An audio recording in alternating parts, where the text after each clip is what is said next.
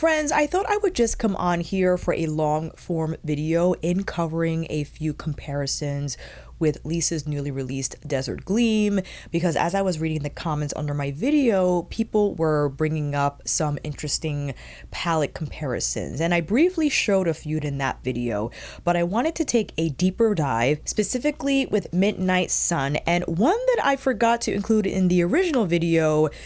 This isn't the right one, hold on. Victoria Beckham Beauty's Olive palette that I totally forgot to include, and a few shades from Decadence. So what is the palette that spurred this video? It is Lisa's new Desert Gleam, and this is pretty grungy for Lisa, right? It's not so much that these are new shades, because that's an argument a lot of people make, like we have these shades and like, yes, you are correct. In a collection that's expansive as mine or some of yours, for sure those shades exist. I bought this because I wanted to experience Lisa's take on grunge, how she interprets it, how she interprets the khakis, the bronzes, and the golds, but I think it's interesting to pair it and to see how it compares with these other palettes. And I wanted to start with VBB's Olive, specifically the first shade, because this is a matte like Lisa's, but I think this actually might be a little more neutral, right? And taking a look at the VBB matte first, so we can set up that comparison. A lot more color payoff than what you're going to see from Lisa's. Lisa's Seamless Matte is a little softer, it almost has like a sheen to it, and just lighter in comparison. So you're getting a lot more from VBB's palette. And Taboo from Midnight Sun, this is more of like a caramel brown, right? You can see there's a little more yellow in there, but closely related to Victoria's color. The khaki green is interesting because this khaki in Lisa's Velvet formula is not meant to be punchy. It's very soft and quite lightweight. So you see that has a little yellow in there compared to what's found in Victoria's Olive palette. This one here is more like a satin, and I would consider this to be more olive than anything, right? With a little bit of like a gold sheen in there, because that's the only green in Desert Gleam is that khaki shade that I wouldn't categorize maybe under the big umbrella term green, but the subcategory color is khaki, and the other shades are the Acacia Dark Brown, that light peach beige shade, and the metallics. Wicked Envy definitely has more of a metallic feel versus what you find in VBB and what you're going to find in khaki. This is not meant to be something like Wicked Envy. Wicked Envy is a color onto itself, one that I would apply all over the lid and will appear just far smokier than what the color name in the palette is Sahara. This is the name in Desert Gleam. Sahara is not going to give Wicked Envy, but there is no nuance here. When you plop on Wicked Envy, you better be ready to commit to what that brings. Is going to be smoked, even if you blend it out, because the undertone is just that olive, right, coming through. And you could also see that gold in the finish, where VBB's is a little more user-friendly. It doesn't have the same girth, which probably will be easier to blend overall because there's not as much pearl in there to maneuver around. And then the next shade over, well, we could swatch this just for fun, right? This doesn't exist in either palette, this more forest green, but you can see that it is kind of similar to what Wicked Envy is giving, but completely different finish altogether. The antique shade, however, we can perhaps compare to Desert Gleam's Chrysina. And that's where I will have to dip into Mother's Decadence. But quickly, Chrysina is an interesting shade because it looks like a silver, but it has just different elements in there. It's not your straightforward silver, but the shade from VBB's Olive palette has more of like that taupe undertone to it. And I think it's Sinful from Decadence that could be compared to Chrysina, right? So this is going to give a lot more than Chrysina, but the advantage that the luminous formula from Lisa's palette holds is the ability to adjust the finish, because you can apply Chrysina in a way that appears more scattered, more of like a glisten effect on the lids, whereas the metallic formula from Pat, good luck. It's going to be on like foiled metal. So it'll be interesting to see if we can experiment with maybe adjusting the finish with Sinful, right? But yeah, they are similar in terms of the color. You can see there's a little more something going on with Victoria's. Doesn't appear as silver compared to these two. And from the side, there's just more of like a color base in Sinful, which leads me to the gold color. I forgot the name of it. From Decadence, right? I think this is going to be a lot more yellow gold compared to Firefly in Desert Gleam, right? Desert Gleam, or Firefly specifically, has a little more green in there, I think. What do you think? They look the same, but there probably is more of like antique look to it. I guess especially depending on what you pair Firefly with. Maybe you could see a difference from further away.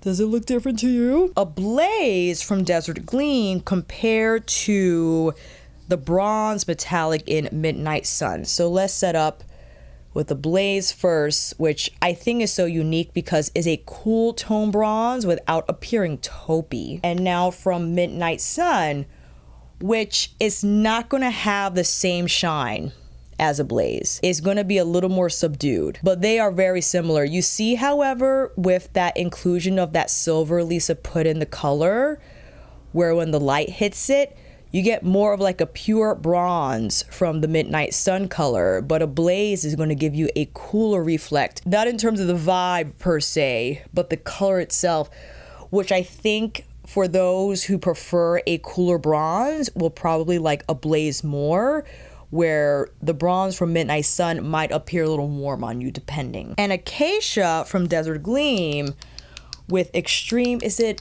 Extreme Midnight? I forgot. This is from Lisa's palette, and here's the matte from Pat's. It's interesting. I think Lisa's Seamless Matte is more of like a demi matte. You can see how drier Pat's matte is, which is not a bad thing per se, but I think there might be something in Lisa's formula here that makes it a little smoother on the blend. And you can see it's a far more consistent swatch, but the colors are similar. There might be a little more black, however, in Pat's matte from Midnight Sun than was found in the matte from Desert Gleam. And of course, Desert Gleam doesn't have our beloved Astral Solstice, which would be the shade to create that overlay effect. If you didn't want complete color payoff, but you just needed that reflect of shine over any of the shades in here, which is what you can do with Chrysina, but Astral Solstice is going to be a lot more shiny than Chrysina, right? So I thought it'll be fun to create parallel looks from each palette and kind of see what we get. So stay tuned and I'll bring you in a little closer. Slapped on my Suku eye primer, and I thought it'll be fitting to begin with the pairing tan shades, right? For this matte, I'm using a stiffer brush because the Seamless Matte from Lisa's palette has a tighter grab overall. This is my Bishiro Kolinsky brush that Bobo from Fude Bobo kindly gifted to me.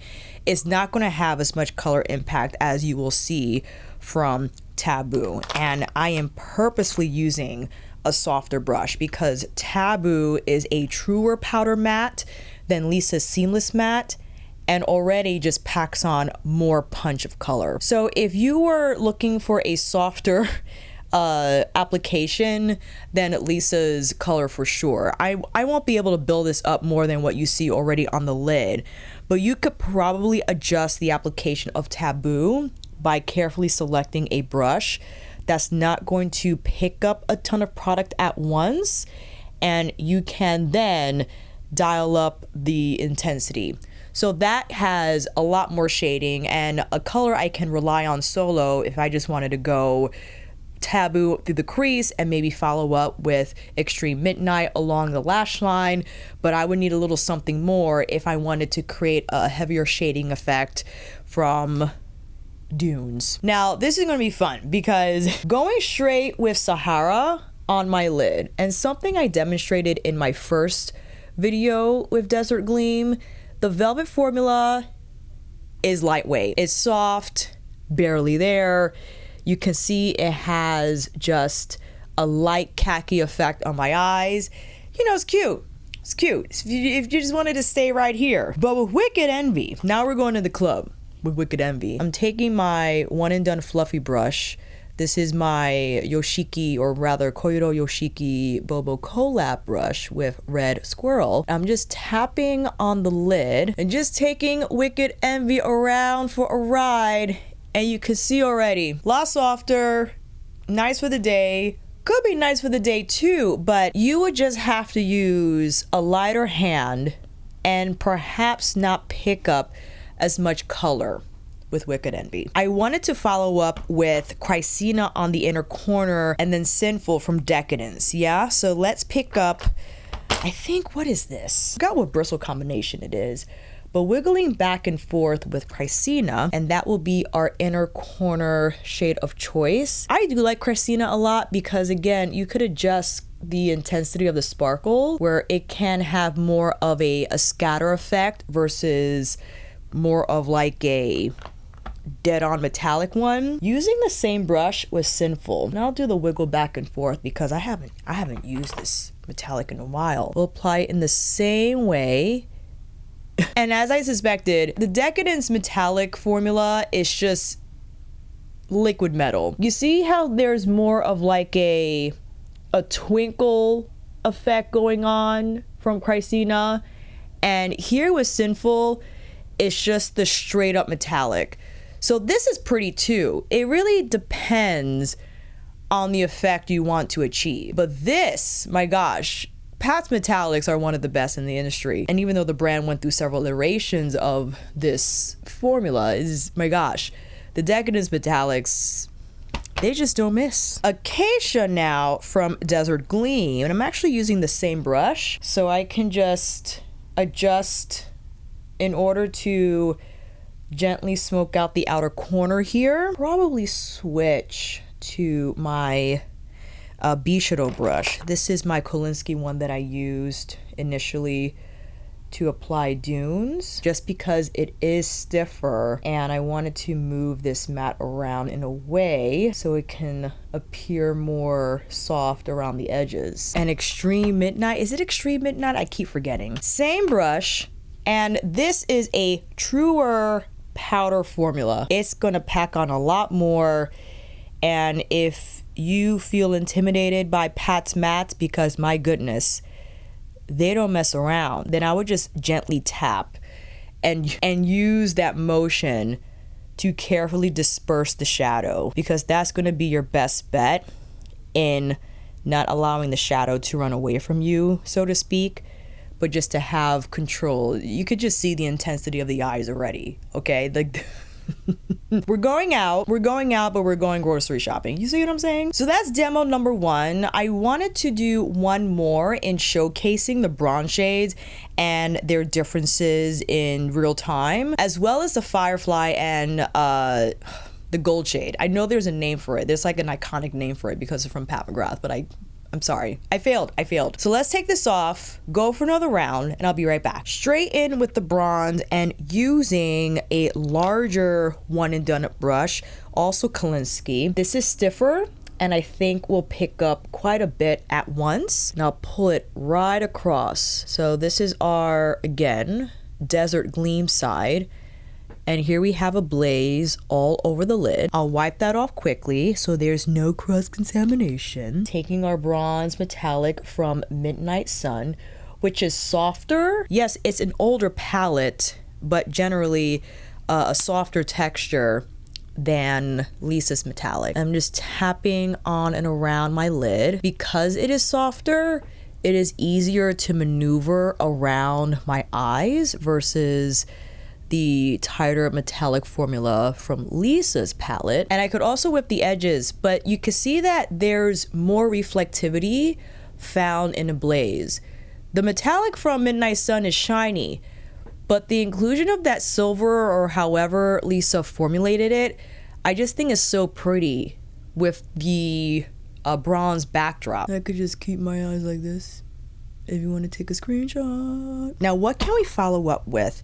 Ooh, Firefly. We got to do Firefly and Gold Standard, but we might have to, you know what, actually, we're gonna layer. We're just gonna layer. Smaller version of the B-Shadow brush, but picking up Firefly and hitting the inner corner, overlapping Ablaze, because I think that's a fun combination to do, especially if you already have Desert Gleam. Just throwing it through the inner arc here. Like what, everybody? Shooting star style. And now, is it Gold Standard? Yes, that's what it's called. Gold Standard from Decadence. In the same manner, now overlapping here. Yes, I think Firefly has more. Do you see that if there's more shine in Firefly? I can't tell. They have similar effects, but there's some happening from Firefly in terms of, I think it's what Lisa put in the color. Because this is Firefly and this is Gold Standard. I think Firefly might have a little bit more green in there. Let me apply more Gold Standard. But again, it's performing like Sinful is, where it like that straight up metallic finish that is super shiny. Well, there's a lot of shine going on the Lisa eye, my goodness. But that's why we have Astral Solstice. If I wanted to create a similar twinkle effect, but it's gonna look more silvery overall, right? So that's gonna look more shiny, but it's not going to be as subdued. So you have to be careful with how much Astral Solstice you decide to put on your bronze metallic, but you can bump up the shine by applying Astral Solstice like we did, but you already have that cool kind of gleam already occurring in Ablaze, which I think why it's so special. But to finish the look, we could follow up with either Dunes or Taboo through the crease. Let's do that. Let me pick up Dunes. And something I can do with Sahara that I choose not to with Wicked Envy, because I don't think I would like how it would look, is that with Sahara, I know I said I was going to use Dunes, but I could apply Sahara through the crease just to kind of soften the edges without completely overtaking the look. If I were to apply Wicked Envy through the crease, it would be interesting. It would be an interesting combination, but I like that in Desert Gleam, yes, it's not going to pack the same punch as Midnight Sun. You know how much I love Midnight Sun. But for moments where I want a little bit of that grunge without the boldness of it, the color payoff and the reflectivity, I would grab Desert Gleam. And I would also bring it along for the ride. Like, there's no way I'm bringing a mothership on a plane. Even if it's in the carry-on, like, it's just, I wouldn't feel comfortable doing that. My poor little palette with all the, it would just break. And from Midnight Sun, I could go in with Taboo, or I could go in with Vermilion Venom as well, right? Because that would be a fun combination, and just toss that.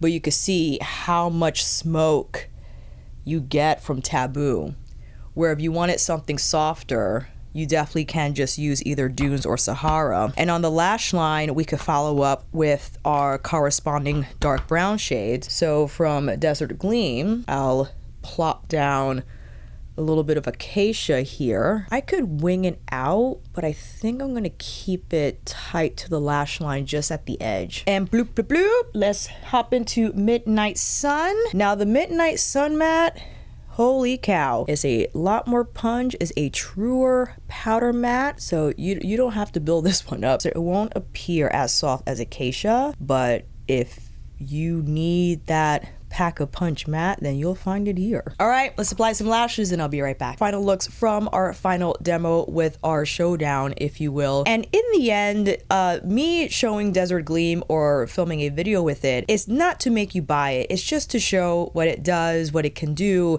I'm a huge Lisa Eldridge fan. And to see these colors from her mind at works in action, I was pulled in and wanted to experience what her take is on dark browns and the antique golds, the khakis. For sure, you have these colors in your collection. You have it in Midnight Sun. You might have it in the palette, other palettes, Yucca, for instance. So yes, if you want to see Yucca and Desert Gleam in action, that will be for another video. For sure, you can recreate those looks with Yucca. I think it would appear, the looks from Yucca, more lush and editorial because overall those colors are bolder, especially the mattes and the reflect or the effects from her hybrid metallic formula that I forgot what Natasha included in Yucca. You know, foiled metallic this, super shiny that. Desert Gleam for me is like an easy eyes closed experience where I want to look beautiful but have like a soft grunge effect. Not too much, not too little. I can adjust accordingly. Whereas Midnight Sun and Yucca is like I gotta dial it. That's not a bad or good thing necessarily. But for instance, I'm going on a trip tomorrow. No way am I bringing Yucca or Midnight Sun for the ride. I'm bringing Desert Gleam. From a practical standpoint, it's smaller, easier to pack, easier to travel with. Same sentiments with Viseart's Attendu formats. It's either a Lisa palette or a Viseart palette, or a Natasha Denona mini. Someone had brought up mini gold being close to Desert Gleam, but actually someone had brought up Natasha's limited mini gold. For sure, if you have mini gold, you basically have Desert Gleam with the exception of not having a bronze color in mini gold. And this color here, although it looks like Acacia, it's more of like a satin. And then of course you have this metallic here that's more of like an olive. That's a duochrome. I forgot which type of duochrome. I think it's like a olive burgundy. And then of course the middle shade here, which is more of your straightforward gold, right? That's beautifully shiny. If I were to quickly swatch Firefly next to that, I think Firefly is going to appear a lot more yellow. There's a little more like champagne in the mini gold. And of course, this khaki color, or maybe it's more of like an olive. I think it's more like an olive. This is from, again, Natasha's mini gold. A lot more color and punch than what you have in Desert Gleam's Sahara. It doesn't even come close, right? Like the velvet formula from Lisa can be tough to deal with going forward because if it starts to hard pan a little bit, you have to pick the appropriate brush, but there's just a lot more color payoff, especially I'll swatch this last one from mini gold.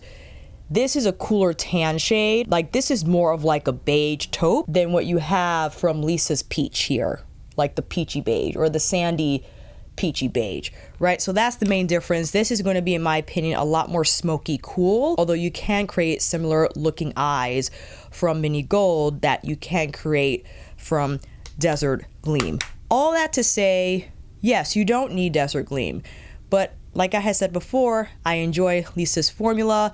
I enjoy her inspiration and how she edits her colors. So that's why I decided to buy it. But you most certainly don't need to buy it, especially if you have any of the palettes that I presented in this video. So let me know what you think down below, other comparisons that I might have missed. And of course, if you made it this far, make sure you click that like button. It helps me tremendously, letting the algorithm know to recommend more of my videos for you to watch, and will also recommend my videos to other beauty enthusiasts like yourself. Make sure you subscribe because I'll be on here again with another eyeshadow palette showdown. And I just picked up the new Charlotte Tilbury Unreal Blush Healthy Glow Stick. If you want to check out that video where I swatch and demo, I can see you in that video down in the comments for this one. And on here again next time.